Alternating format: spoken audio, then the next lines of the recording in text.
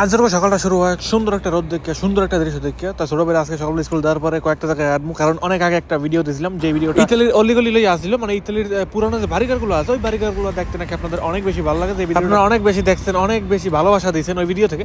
So এরপর এই ভিডিওটা নিয়ে এলাম। আসলে ইতালিতে এত পরিমাণে শীতের ছোটে আসলে মোটা মোটা পোশাক পরে থাকতেই আসলে দুম্বাই রয়ে যায়, মানে বাসাটাই কঠিন হয়ে যায়। এর মধ্যে পশু প্রাণীগুলো কেমনে যে বাইরে পড়ে থাকে এই দৃশ্যগুলো যখন দেখি তখন জিনিসটা দেখতে খুব বেশি খারাপ লাগে। এই আসসালামু আলাইকুম, ইতালি থেকে Sheikh Nila and welcome to another new blog. কি অবস্থা সবার? আশা করছি সবাই খুব ভালো আছেন। আল্লাহর রহমতে আমি অনেক ভালো আছি। ইতালি প্রাইমারি স্কুলের সামনে ওই যে পোলাপান দেখতেছেন দৌড়দৌড়ি লাগাই দিয়েছে, মানে স্কুলে যাওয়ার লেগে আর কি দৌড়দৌড়ি লাগাই দিয়েছে, কারণ 5 থেকে 7 মিনিট পরে গেলেই আসলে স্কুল দরজাটা আটকাই দেয়। এরপরে যদি ঢুকতে হয় তাহলে স্কুল থেকে পারমিশন নিয়ে ঢোকা লাগে। সো কিছু সময় ঝামেলা করা লাগে, এই কারণেই আসলে পোলাপানের দৌড়ে, আর নয়তো দৌড়ানোর কোনো প্রয়োজন নাই। যে এই সময় ওই সময় ঢুকতে পারে। যদি দেরি করে ঢোকে তাহলে আসলে একটা ফর্ম পূরণ করা লাগে, ফর্ম পূরণ করার পরে জায়গায় সিগনেচার দেওয়া লাগবে আপনার, আর অনেক রকমের ঝামেলা করা লাগে। এই কারণে আসলে সবাই তাড়াতাড়ি করে ঢুকে যায় যাতে করে এই জিনিসটা থেকে এড়াইতে পারে। ইতালিতে লাস্ট কয়েকদিন ধরে জনমের পরিমাণে শীত করতে আছে, যতই মোটা মোটা পোশাক পরি না কেন শীতের সরে কাঁপাকাঁপি লাগিয়েই যায়, মানে চেহারা ঠেহারা সব ঠান্ডা হইয়া আত্মা তাকালে হয়ে যায়, মানে কি কয় কাজ করার মতো কোনো রকমের শক্তি থাকে না, এত পরিমাণে ঠান্ডা লাস্ট কয়েকদিন ধরে পড়তে আছে। আমাদের চারিপাশে যে শহরগুলো আছে সেগুলো তো রীতিমতন বরফ পড়ে রয়েছে রাস্তার মধ্যে, গাড়ি ঘোড়া চলাচল সব বন্ধ। যাই হোক, ওই ধরনের শহরগুলো যদি ব্লগ দেখতে চান তাহলে অবশ্যই কমেন্ট করে জানাবেন, যাওয়ার চেষ্টা করবো। দর্শক, এই যে জায়গাটা দেখতে পাইতেছেন এই জায়গাটা আমার কাছে না আপনাদের কাছে অনেক বেশি পছন্দের। ইতালির যতগুলো ভিডিও দেখছি প্রত্যেকটা ভিডিওর মধ্যে কিন্তু এই ধরনের জিনিসগুলো আপনারা দেখছেন। তারপর ইতালি লেখা যদি কোনো কারণে গুগলে সার্চ করেন তাহলে কিন্তু অবশ্যই এই ধরনের ভিডিওগুলো দেখতে পারবেন। দেখতে পাইতেছেন কত পুরানো বাড়িঘরগুলো কিন্তু এখন পর্যন্ত এই জায়গায় আছে। আসলে এই বাড়িঘরগুলো পুরানো হইলেও এইগুলোর মধ্যে থাকার মতো সমস্ত জিনিস আছে, যেমন বাড়িগুলোর মধ্যে ঢোকার পরে বা এই বাড়িগুলো হঠাৎ করে একটা দুর্ঘটনা ঘটবে এরকম কোনো রকমের বাড়ি এই জায়গায় নাই। প্রত্যেকটা বাড়ির আসলে চামড়া সব উঠে গেছে, মানে ওই রং সব উঠে গেছে আর কি, কিন্তু বাড়িগুলো খুব একটা বেশি খারাপ না, ব্যবহার করার মতন। ভিতরটা দেখলে অনেক বেশি সুন্দর লাগে। দর্শক, এরপরে কিন্তু আমরা এই জায়গায় পড়লাম, এইটা হয়েছে ওদের ধর্মীয় গির্জা। এই জায়গা ওদের সাপ্তাহিক অনুষ্ঠানগুলো হয়ে থাকে, সপ্তাহে বিভিন্ন রকমের ওদের ধর্মীয় যে ধরনের কাহিনীগুলো অনেক রকমের জিনিস হয়।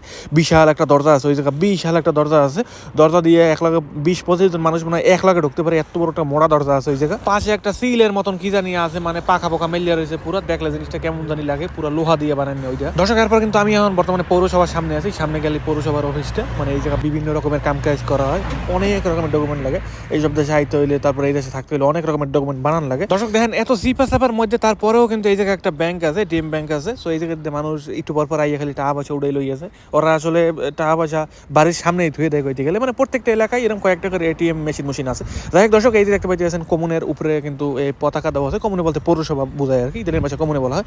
এইটাই যে কমুনে বা পৌরসভার অফিস। এইটার ভিতরে চিত্র যদি কয়েকটা দেখাইতে পারতাম, মানে ভিতরে কি পরিমাণ মানুষজন যে বইয়ে রয়েছে, লিস্ট লইয়া তারপর টিকিট লইয়া বইয়ে রয়েছে, ঘন্টার পর ঘন্টা বইয়ে থাকবে, তারপর আসলে কাম কাজ করবে। দর্শক, আরও একটা সুন্দর জায়গায় বললাম, কিন্তু এই জায়গাটাও কিন্তু দেখতে চমৎকার লাগতে আছে। দুই পাশ দিয়ে বাড়িঘর, এই বাড়িঘরের মডেলগুলো অনেক পুরনো। এই যে দেখতে পাইতেছেন ইট বালি সবাইকালে বাইরে গেছে। এই বাড়িটার ডিজাইনটা অনেক সুন্দর, জানালার ডিজাইন করছে অন্যরকম ভাবে, আবার গাছগাছালিও লাগাই দিয়ে দিয়েছে, মানে ইট বালি সিমেন্টের মধ্যে প্রাকৃতিক কিছু দৃশ্য ধরে রাখার চেষ্টা করছে। আসলে এই সব এলাকার মধ্যে ঢুকলে শ্বাস বন্ধ হয়ে যায় যদি এই ধরনের গাছপালাগুলো না দেয়, এরকম দৃশ্য না দেয়। দেখতে পাইতেছেন মাটির কোনো চেহারা কিন্তু এই জায়গা দেখা যায় না। বাড়ির মধ্যেও কিন্তু গাছ হয়ে রয়েছে, বাড়ির জানলার কোনা দিয়েও কিন্তু গাছের অংশ দেখতে পাইতেছি বাইরে রয়েছে। এই ধরনের এলাকাগুলো এত নিরিবিলি, কোনো রকমের শব্দ নাই, মানে সকালবেলা আটকে যাইতে আছি একমাত্র আমি আমার পায়ের শব্দ ছাড়া অন্য কোনো শব্দ শুনি। দর্শক, সূর্যটা কিন্তু এই জায়গায় একদম স্পষ্টভাবে দেখা যাইতে আছে। ওই যে দেখতে পাইতেছেন সূর্যের যে একটা তাপ আছে, তাপটা কিন্তু এই জায়গায় একদম ক্লিয়ার ভাবে আইতে আছে, মানে সূর্যের তাপটা যখনই গায়ে লাগছে তখন পুরো গাওটা একেবারে গরম হয়ে যাইতে আছে।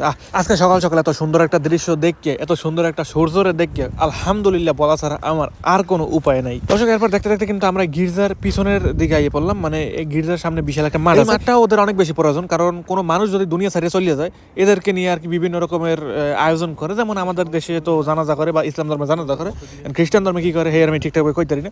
তো ওই ধরনের অনুষ্ঠানগুলো এই জায়গায় আর কি করে থাকে, অনুষ্ঠানই বলা যায়, কারণ ওদের এই জায়গায় আসলে যখন কোনো মানুষ চলিয়ে যায় বিভিন্ন রকমের গান বাজনা বলতে বিভিন্ন রকমের মিউজিকের আয়োজন করে, তারপরে আসলে ফুল মানে বিভিন্ন রকমের জিনিসগুলো দেয় আর কি। যাই হোক দর্শক, ওই কাজের লেগেই আসলে মাঠটা অনেক বেশি প্রয়োজন। যদি অতিরিক্ত পরিমাণে মানুষ হয় তাহলে আসলে পুলিশ আইয়াও কন্ট্রোল করতে পারে অনেক সময়।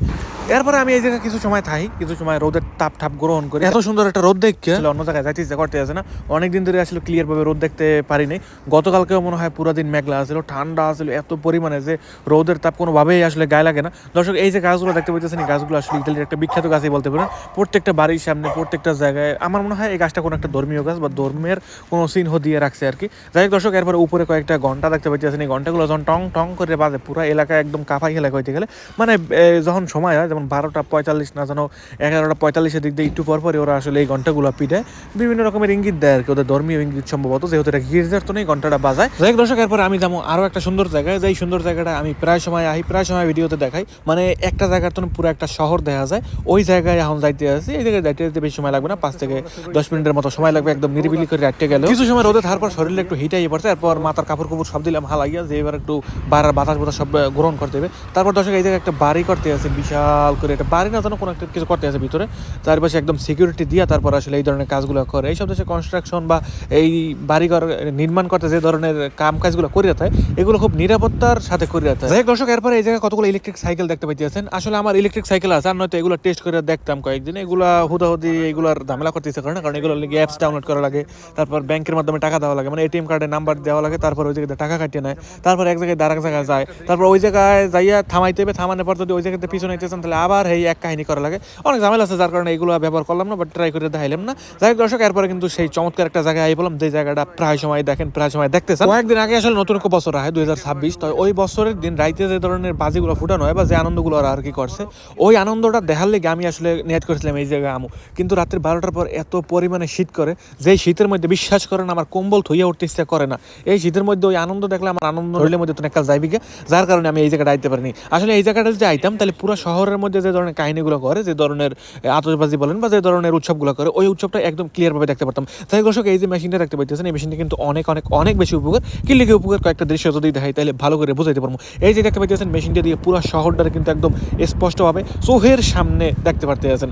আসলে এইটা দিয়ে যখন দেখি তখন মনে হয় যে আমি মনে হয় ড্রোন দিয়ে কোনো একটা ভিডিও করতে আছি, বা ড্রোনের চোখ দিয়ে মনে হয় আমি নিজে দেখতে আছি, এরকম একটা অবস্থা।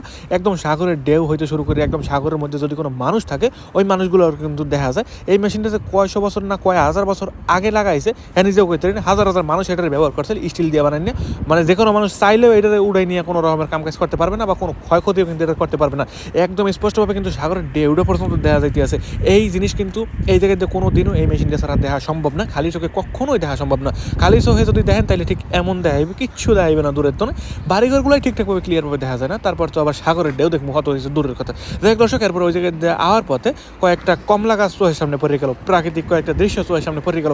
এই ধরনের গাছগুলো প্রায় সময় আসলে ইতালির রাস্তার পাশে হইয়া থাকে, সৌন্দর্যের একটা সিন হয়ে বলতে পারেন, বা সৌন্দর্যের লেগেই সাজাই রেখে। যেমন আমাদের দেশে মানুষ ফুল হয় কিন্তু ফুল খায় না, এই সব দেশে এরকমই কাহিনী, আপেল গাছ হয়, কমলা গাছ হয়, লেবু গাছ হয়, মালটা গাছ হয়, বিভিন্ন রকমের ফলের গাছ হয়, কিন্তু এই ফলেরা ধরিয়াও যায় না, শুয়ে দেয় না। দর্শক, এই যে একটা গাছ দেখতে পাইতেছেন, দেখি কিছুটা সাপের মতন মনে হইতেছে, একদম মোড়াই কিন্তু উপরের দিকে উঠতে আছে, উপরের তো নিচের দিকে নামতে আছে।